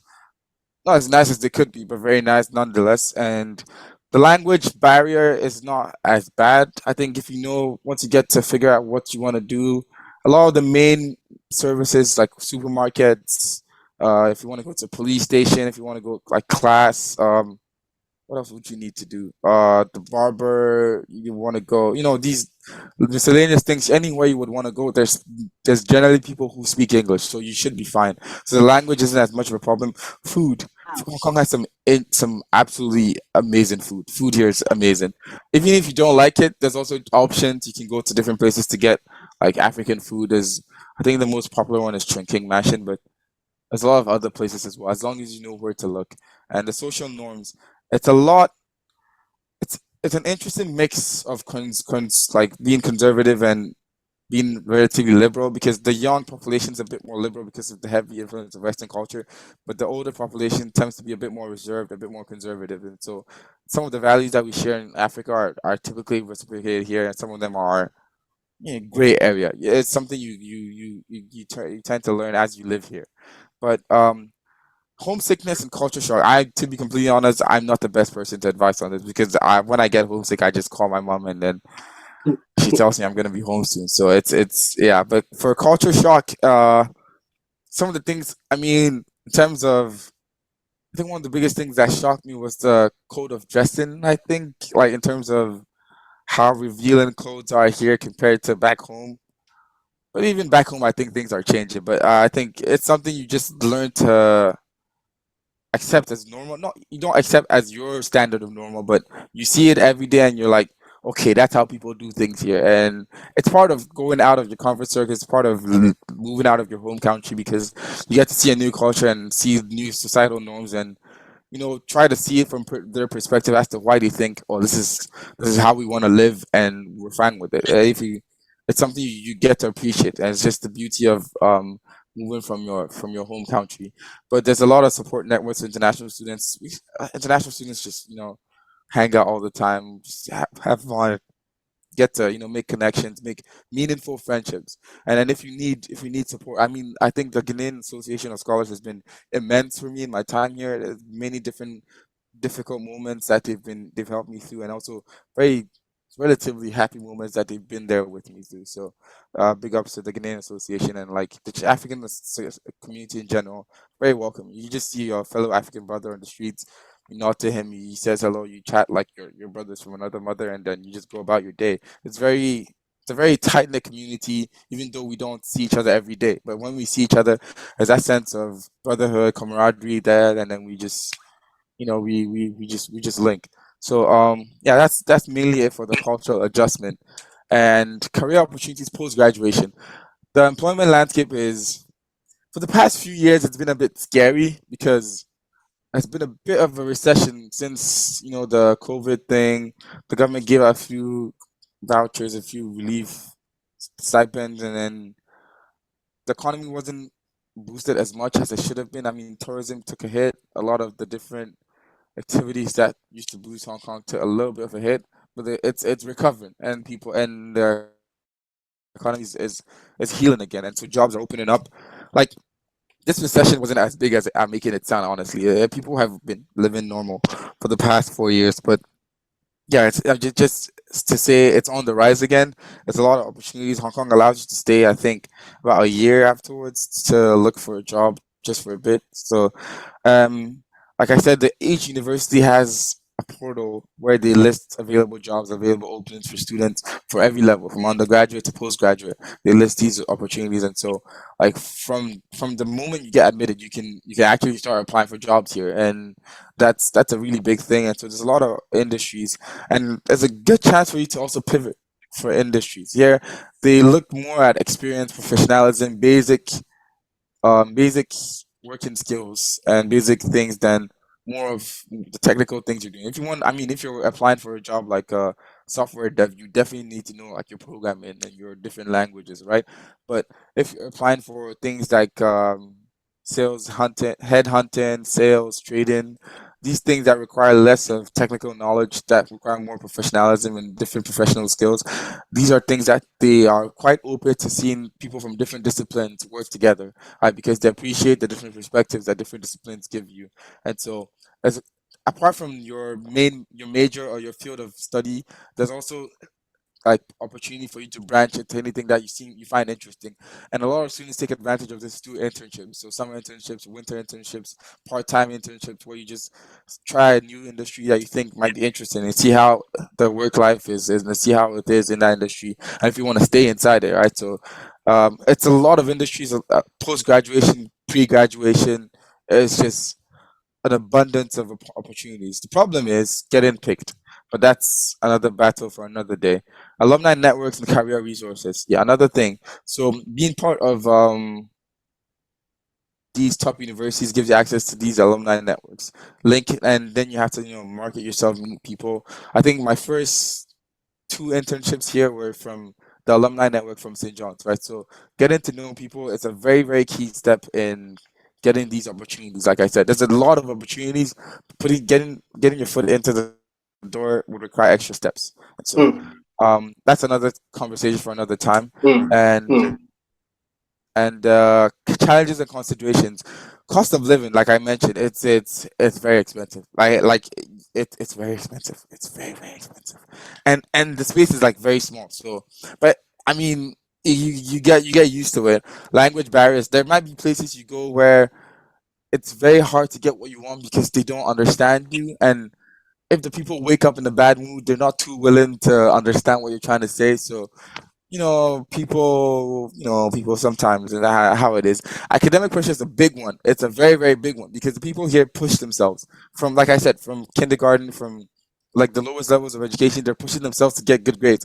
And so if a student is consistently getting B pluses in every course, he's still going to be doing a lot of extra classes, right? Because he believes, or their parents believe, that they should be getting A pluses. So I've had countless stories of like my postgraduate friends who mentioned their colleagues never leaving the office until they leave because they don't want to be seen as doing less work, or to them they don't want to be slacking behind the class. But as long as you get to understand where you're going, what your purpose is, what your track is, what you want to do, and you're confident in your abilities and confident in your progress, then it's easier said than done. And if you ever need help, if you ever need counseling, if you ever need people to talk to, the community is always around. But there is a little bit of a pressure because people here they push themselves they're elitist, so they just move for perfection. But you need to learn to emulate the good portions of that by pushing yourself for the best, but also giving yourself grace in that you're human, and there's also going to be times where you need to take a break and rest, right? And not compare yourselves to other people. Support systems available. There's official counseling services and academic advising from the schools, but also in our different communities, we have these different services available as well. And it's very important for you, like I said, to accept first and foremost that you're leaving Africa. I'm assuming everyone in this audience is from Africa, but you're leaving Africa, a very, very, very interesting continent. It's our continent. I love it, but it's a very interesting continent. Into a place that's also a very, very, very interesting continent. Different things happen at the same time. Different histories, different ways of thinking, and so accepting that it's a complete shift of an environment, complete shift of culture, and remembering to ground yourself in your values, but also be adaptable enough to circumvent the differences between cultures and the differences between environment is very important. You have to remind yourself that I'm moving from one place to another, and that means I'm going to see a lot of new things, but I shouldn't lose sight of who I am. And even as I appreciate these new things I'm coming to meet, it's important to stick to my values. Yeah. Okay. So Mr. Ben, you can wrap up. Okay. Sure. Yeah. I don't think we need to go over things to prepare for before. So yeah, in conclusion, you need to come to Hong Kong. It's a lovely place. Just come here and study. And yeah, I've spoken a lot about unique opportunities. And then, if anything, I think my email is going to be available, and my WhatsApp as well, so we can talk more for further information. And thank you very much for giving me this opportunity. Yeah, thank you so much. Thank you so much, Mr. Obey. In fact, he said it is finished, and we are happy that you have really finished it for us. We thank you so much.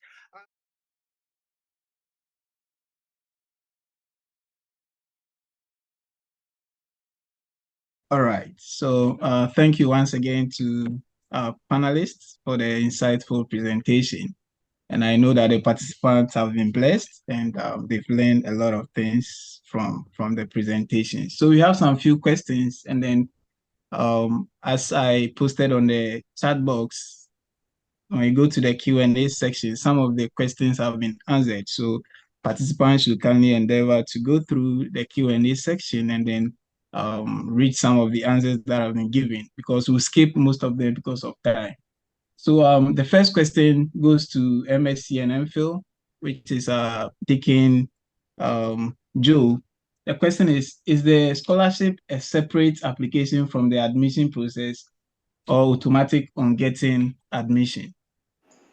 So thank you very much, Doc. So for most of the scholarship that are available, it's part of the application that you do. So you don't do any separate application for that. Most of the time, during the interview section, they may ask you how you intend to finance the program that you are entering into, especially for the thought programs.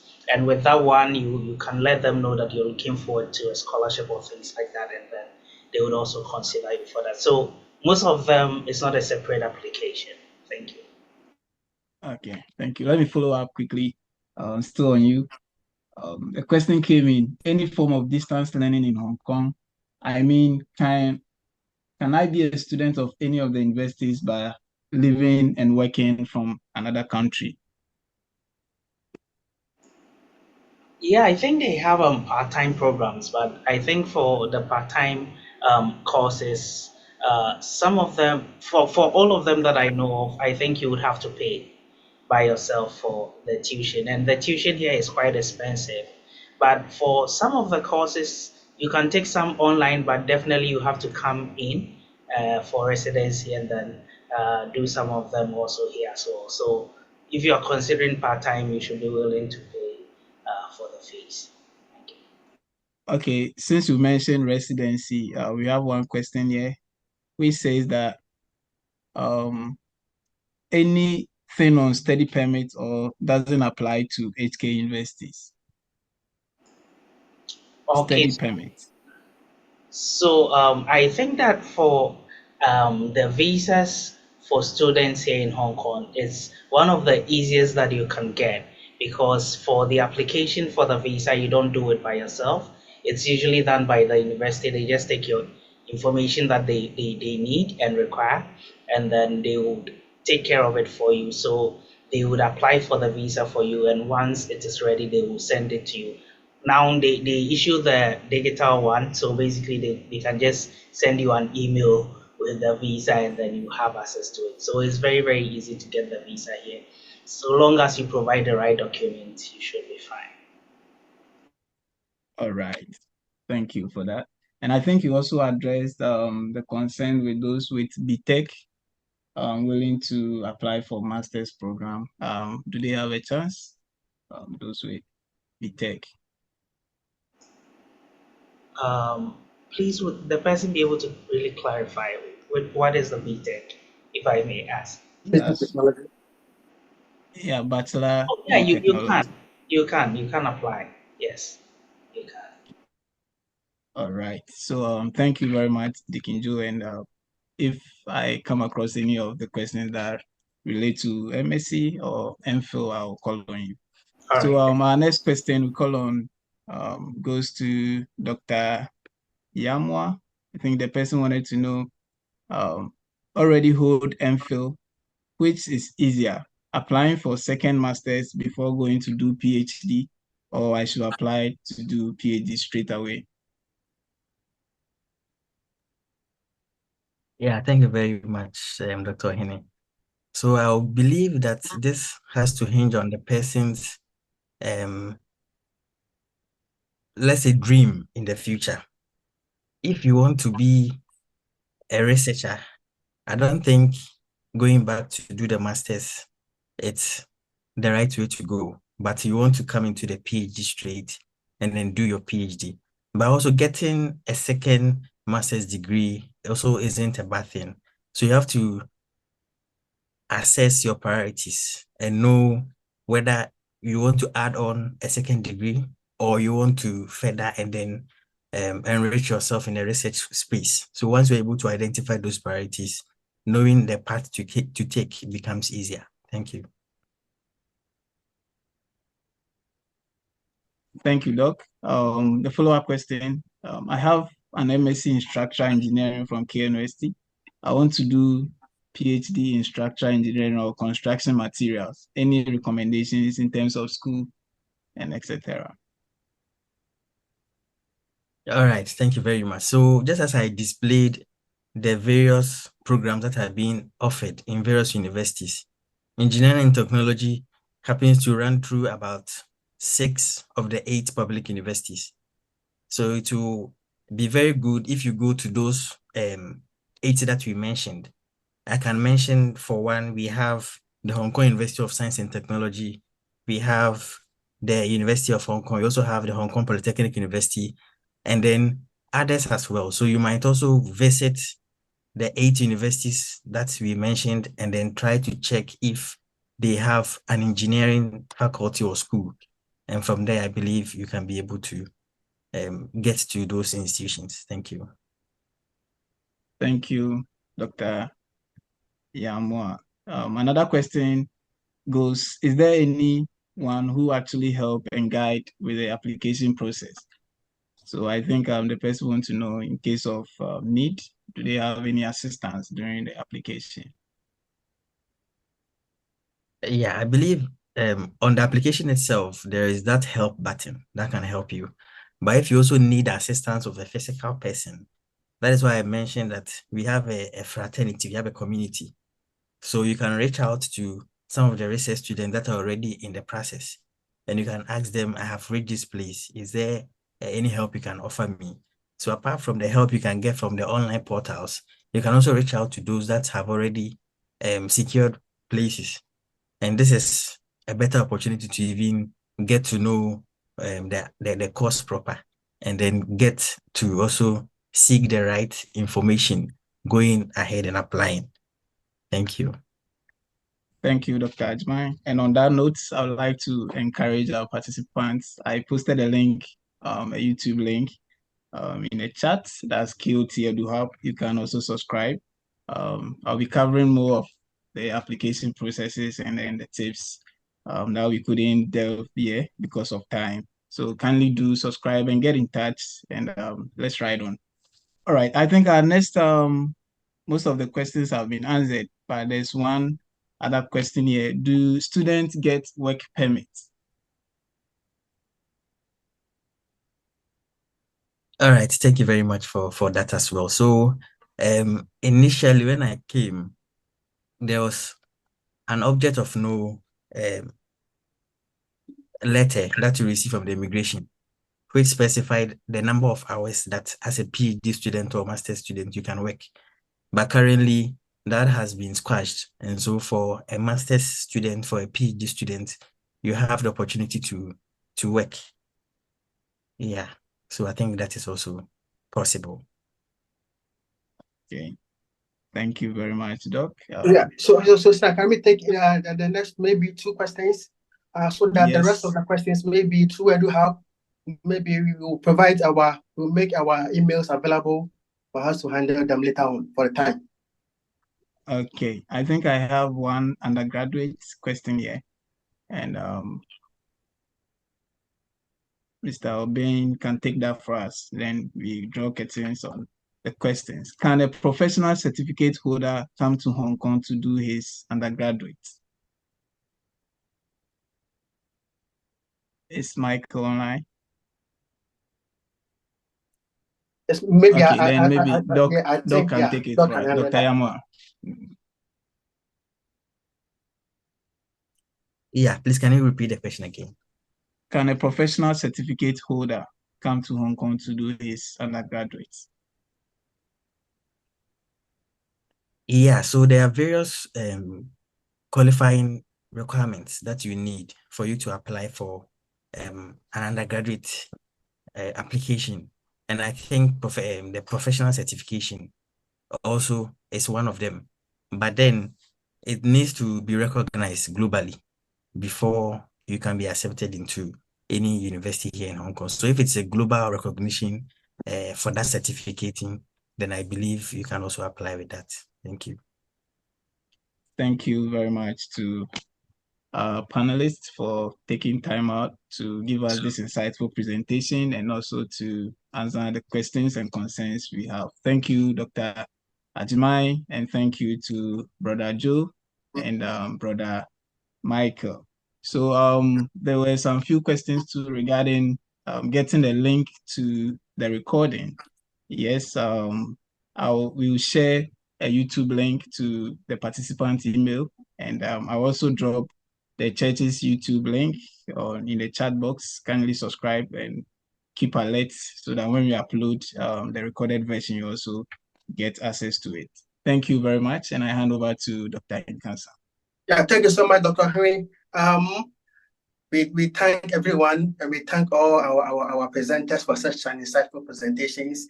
Yeah, we are bringing our webinar to a close. Before that, we would like to invite our own national head for his concluding remarks. Afterwards, then we listen to our announcement. Then later on, our national head will come back and pray for us and bless us. So, Papa, please, bear your hands. All right.